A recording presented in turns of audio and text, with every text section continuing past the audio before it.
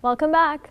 Suicide is a leading cause of death among young people, and it is mostly driven by undiagnosed depression. What are the signs of depression? What can we do to help if a friend or family member appears to be struggling with depression or suicidal tendencies?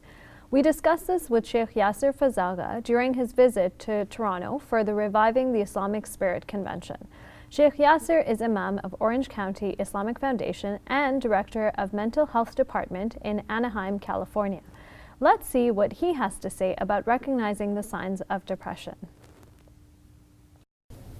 Sheikh Yassir, welcome to the show.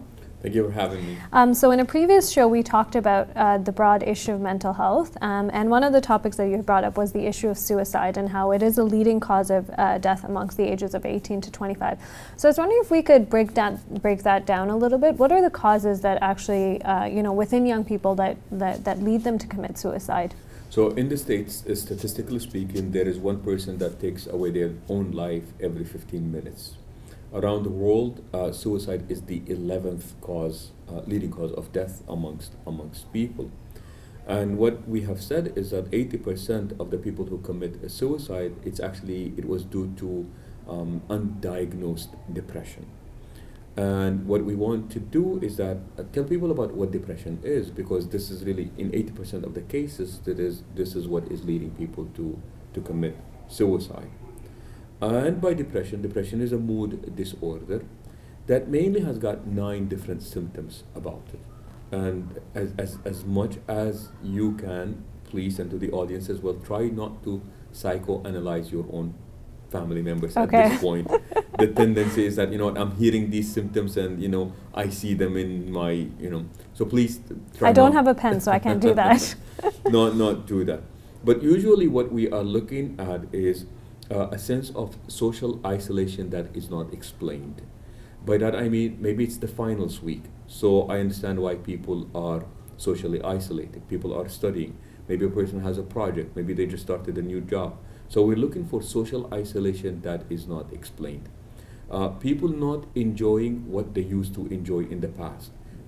We always saw them. They always called us. They returned our call. But now they're socially isolated. They no longer take joy in what it is that they were taking joy in previously. We're looking into a change in their sleeping habits. They're sleeping too much, they're sleeping too little. We're looking at a change in their diet. They're eating too much, they're eating too little. They're losing weight, they're gaining weight. We're looking into their level of energy. They just seem to be tired all of the time. Their physical language, their body language is that they just droop most of the time. Their shoulders are down, head down. They just look tired most of the time.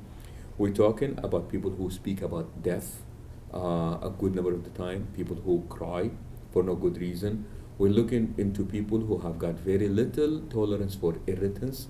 They're easily provoked, inability to concentrate, having poor memory, and overall just an overwhelming sense of sadness. And that is really not them. So if a person has had these 6 of these symptoms for a period of more than 2 weeks without really any life-changing event taking place, then we would say most likely that person is clinically depressed. And it's very important to understand that these symptoms are not related to a life-changing event. People failing a class. You know what? I really don't want to talk to people when I failed my class. I don't feel like enjoying anything. I'll be crying. I'll be irritated. So that is understandable. People lost a job. People, lost a loved one. People who have gone through divorce. So what happens is that we would say that would be a normal reaction, and at that point, as friends, as family members, we want to give as much support as we can to these people. What we're looking at is if there is no event that explains why this person will be behaving the way that they do, then that is when we really want to reach out and inquire as to why is this happening to them. And I think it's also very important to understand that at this point, the role of friends and family members is very, very critical. What we found out, and because at Access we actually have a grant to give support to survivors of suicide. This is in the U.S., right? This is in the U.S. So part of what I do is that we hold support groups, or at least at this point we're still struggling to get a support group of Muslims to speak about, suicide. So I know them as individuals. My dad committed suicide, our son committed suicide. What we're finding out is that a good number of people, prior to them committing suicide, they actually reach out to people. They make a phone call. They post something on Facebook. They text a friend. This is including the Muslim community as This well? is including the Muslim community as well. Prior to doing it, it's almost like, it's the last chance, like begging for help. I just want to see if somebody can talk me out of it. So they reach out to their friends.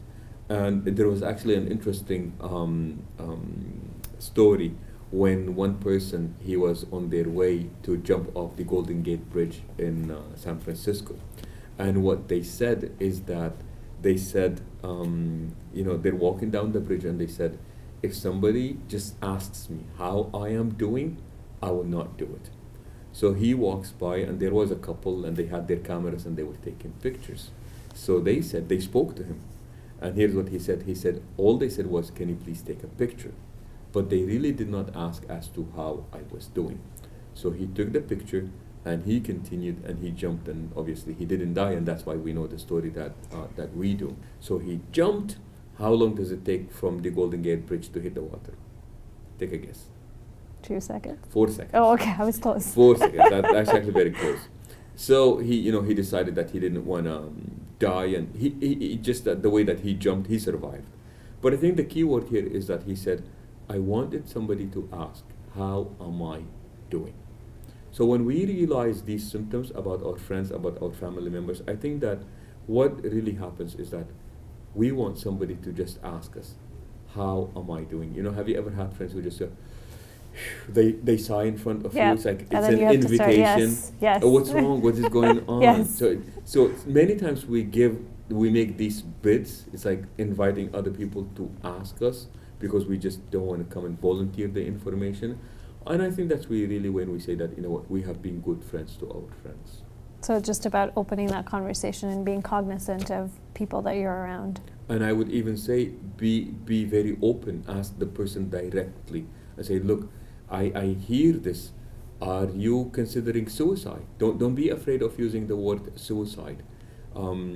People think that I don't want to give them ideas. If a friend tells you that they've been thinking about killing themselves, here's what you do. Number one, continue to talk to them. That's very important. Number two, let them know that they can trust you.